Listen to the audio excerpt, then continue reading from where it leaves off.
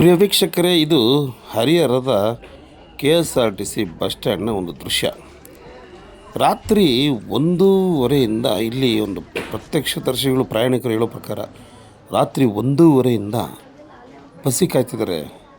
ಕೇವಲ 25 ಕಿಲೋಮೀಟರ್ ದೂರ ಇರೋ ದಾವಣಗೆರೆಗೆ ರಾತ್ರಿ 1:30ಯಿಂದ 4 ಗಂಟೆ ಅಥವಾ 4:15 ಒಂದೇ ಒಂದು ಬಸ್ಸಿಲ್ಲ. ಇಲ್ಲಿ ನಿಂತಿರೋ ಬಸ್ಗಳೆಲ್ಲ ಬರೀ ಶಿವಮೊಗ್ಗ, ಹುಬ್ಬಳ್ಳಿ, ಹಾವೇರಿ.